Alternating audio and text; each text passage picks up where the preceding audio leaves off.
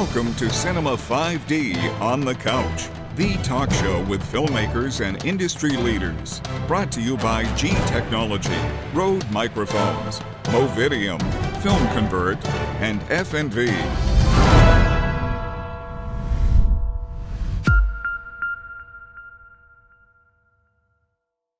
Welcome to another episode of Cinema 5D on the Couch. Thanks to our sponsors G Technology, Rode Microphones, Movidium.com, FNV, and Rode Microphones. And today I'm happy to welcome Emmanuel Pampuri, blogger and friend from France. Hello, Nino. Hello. Dan Chung and Clinton Horn from newstudio.com. Hi guys. Welcome. Hi. So let's get this started with a little bit of camera talk as usual. What I just recently observed, don't you find that the cheaper the camera, the bigger the amount of data it produces these days? I mean, if you look at what Blackmagic released at NAB and before, and what the Magic Lantern hack does to the 5D Mark II and III, and then you compare it to the F55, which used to be the only Sony 4K camera that could shoot XAVC 4K internally, whereas the cheaper version, the F5, was only able to output 4K RAW. What do you think?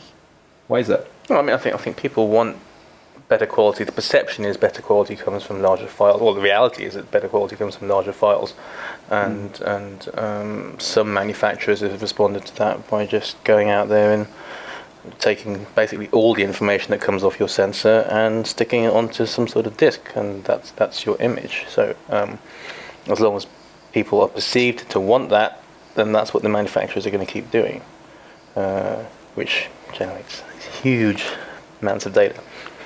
But I don't know, in your experience, you use these things quite a lot with Blackmagic cameras. Yeah, with a lot of data.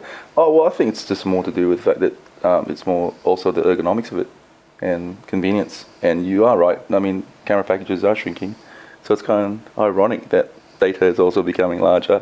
But then again, I think it's going to be an inherent thing. Doesn't mean that just because a camera is large that you have to record large files. So.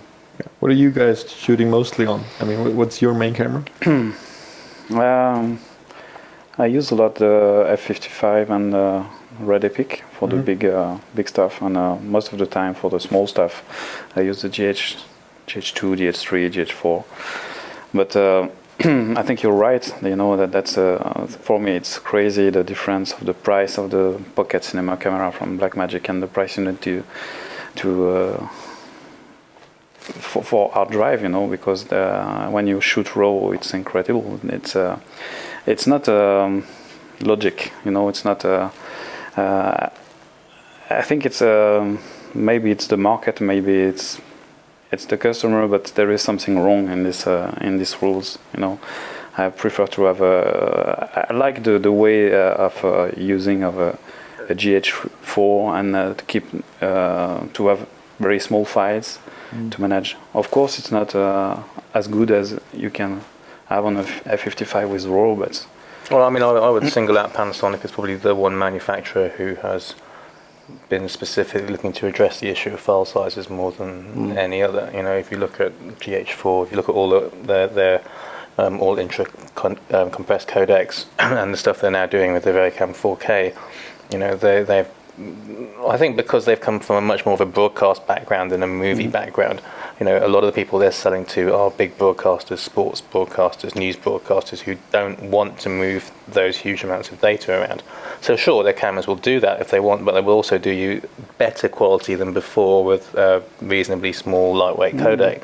And, you know, even you who has access to Reds and other big cameras, you know, you sometimes choose to use those other cameras because it's more convenient, smaller, and also the files are lighter. So I think if there's an opportunity for manufacturers in the next 2 or 3 years, it's perhaps to be a little bit more conscious of that. And I think perhaps go for a happy middle, not tiny files, not mega compressed files, but also not completely uncompressed files.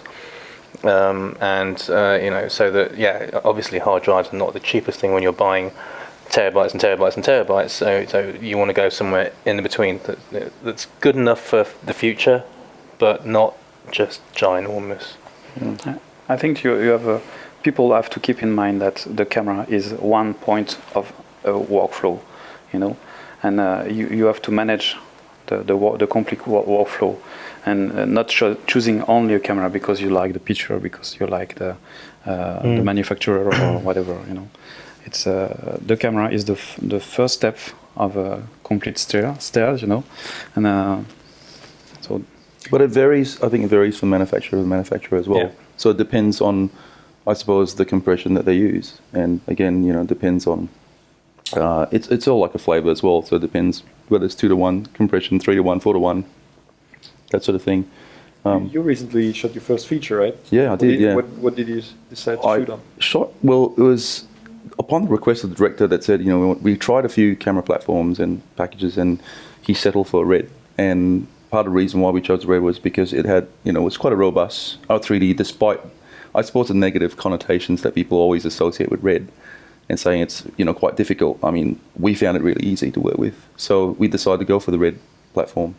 And we, I think, recorded, something like 12 terabytes worth of footage. How did you deal with the footage? Yeah, it was all done. Actually, we had, DITs on set and location, and all the stuff was essentially transferred after every shoot via G drives, actually. And it was very manageable. We got data transfers done very quickly.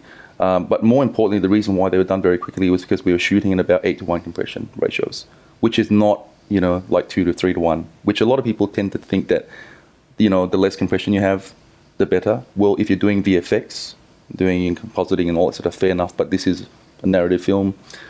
We decided to shoot, obviously with a high compression ratio. So again, like I said, it's dependent on compression ratios and what sort of codecs you want to shoot, so on and so forth. So it varies, again, from manufacturer to manufacturer.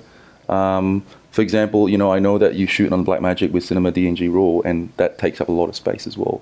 So obviously it depends on the job and whether or not you want to be efficient or not. I don't know, what do you think in terms of shooting? Well, I mean, for what I do, which is very much factual-based, documentary-based stuff, it is just simply not practical. Yes. Under any circumstances to go around shooting raw. Yeah. You can't shoot 12 hours a day of reality and on in 4K raw. I'm sorry, especially not in uncompressed DNG. It just is not going to happen. I'd have to own G technology to be able to afford the drives that I would need to store that amount of data.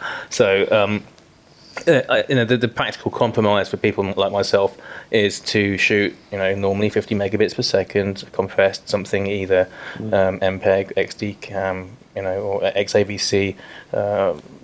On the GH4 would be AVC HD, something like that, or MOV. It doesn't really matter as long as you keep the bit rate down. And then it's nice to have a camera where you have the option to crank it up. So if you had a shot that you were somewhat uncertain about, that you knew that you had a particularly bad lighting scenario that you couldn't control, you had blown out windows, you could then flip it over for that shot, and then that you would work on it afterwards and bring it back into something that was usable. So that's the raw advantage, but it's not to shoot every single shot that you can. You just couldn't do it.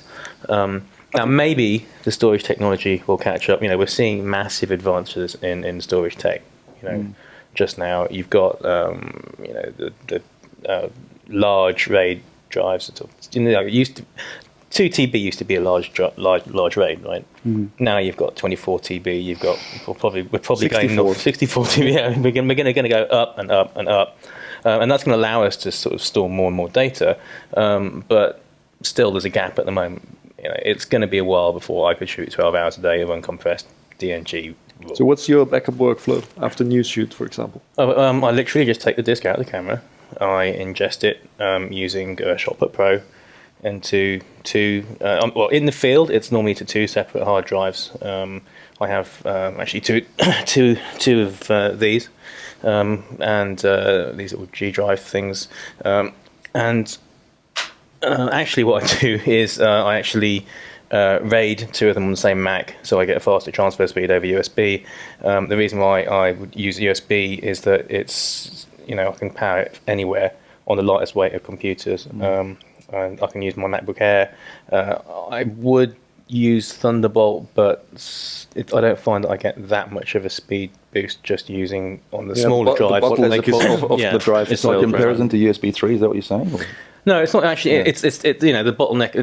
The drive is only going to go quite so fast. That will change. When I get my hands on the SSD versions, which are now beginning to get out there. Although I think this is the fastest Thunderbolt 2.5-inch drive on the market. Yes, because there's a lot of other ones which. But there's an SSD version which looks very much like this, which I would want to use, and that's because what I'll do then is I'll have one or two of those in the field, and I'll just use them for temporary storage. And then the moment I get back anywhere where I've got a larger drive, I'll just offload it.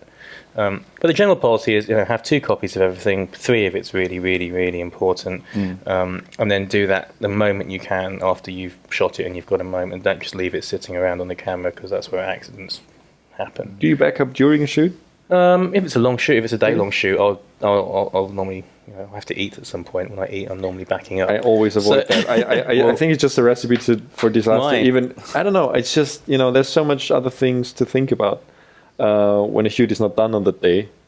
I mean, the last thing I want to worry about is backing up stuff. And it's not hard. You just but it's like mistakes happen, and I'd rather do that in the evening. After the shoot. I mean, it can be a bit difficult if it's a 12, 14-hour shoot to sit there. That's why I think it's important to have the fastest drives you can get your hands on to do that backup. See, we have the luxury of a data wrangler, so we don't have to worry about that sort of stuff. Well, not always. For features. For features, yeah. But I use a lot the G-Dock because it's very easy to use on a set. It's not too big and it's fast. And most of the time on small features or advertising, I use the G-Dock, and also with another G-Drive Pro with Thunderbolts like this. So there is 3 copies, 1 big drive during all the shooting, and the G-Drive EV is only for the day, the shooting of the day. So every day I have one G-Drive go back to the office by mail, and another is on the backpack of a producer or the director, and the third one stay on the set. So you separate them. Yeah, it's very important because I don't know if you heard about that, but a few weeks ago there was a shooting, a short movie in Belgium, and there was shooting during 10 days. And at the last day, during the making party, it was the end of the shoot, and they put all the data in the same car, and the car was stolen. Yeah. I mean, I have to say that's probably the reason why I don't like to sit around and wait till the end of the evening to offload anything, because things can happen, especially in a real world scenario where you're out there. If you have everything on some cars. That's why I love the C300 with the dual slot recording. Yeah, I tend to roll that over. Really? Yeah. I think it's great. I mean, just to have an instant backup while you're still shooting, and then just give that one card to the assistant, and that's it. And the other one you keep. I mean, it's like a RAID within the system, like within the camera, right? Well, horses for courses. I mean, and also I'm not always using the same. I'm quite often changing cameras depending. Yeah, me too. I mean, that's one thing that I'm missing from the F5, F55. I was happy to hear that the FS7 has the same option. Yeah, dual slot recording. So, I think it all comes down to efficiency as well when you think about physical media and the size of the media that you want to use. So, for example, if you shoot on a camera that there's, let's say, you've got a 64 gig card. I mean, with the RED cameras, you can use like 120 gig cards. But the argument for me, particularly in my workflow and in narrative work or drama work, a lot of the ACs and a lot of people would generally say, look, use smaller cards in the event that something happens to it. Yep. That means you shoot the amount of footage, and it's just, that's like common fundamental knowledge. It's true in news as well. Yeah, exactly. It's true in documentary. I don't encourage it. I think, don't shoot 256 gig cards. On my Epic, I prefer to shoot with the 128. Well, never use the 500 or... Yeah, I just lost the 64 gig card in the A7S. It just didn't work anymore. And but that's the smallest card you can use with this camera. It's the SX DC, whatever. And that's why I think the size for, let's say, backing up media as well, I think the 1 terabyte drives for the EV drives, for the EV docks, perfect size. Yeah. So they're small, they're portable, just the right size. So if you do have 1 terabyte footage, that's all you're going to lose. Yeah, usually when I do 3 copies, I use two of the EVs with the 1 Yeah. terabyte, and the third one is a faster drive that I can work from. Yeah. Well, if I'm the person to work with the footage, Yeah. so I can put it on the EV220 or on the bigger raids on the Yeah. studio line. Yeah. You've and got an work from that. EV220. Yeah. Yeah, no, So- some of those new drives are amazing, I have to say. But I mean, I think whatever you shoot, the best thing is just have a plan. Yeah. You know, you have a storage plan and you stick to it, and everybody that you're working with knows what the storage plan is. Because that when people don't, or you vary the plan from day to day, that's when things start going wrong. Things go missing. Cards get lost, whatever. So Yeah. I think the biggest issue is permanent storage. How do you deal with this? Thanks for watching this segment of Cinema 5D on the couch. If you want to see more from our guests, Clinton Harn, Emmanuel Pampuri and Dan Chung, please do tune in for the next show. And big thanks to our sponsors, G Technology, Rode Microphones, Film Convert, Movidium.com and FNV. Thanks for watching.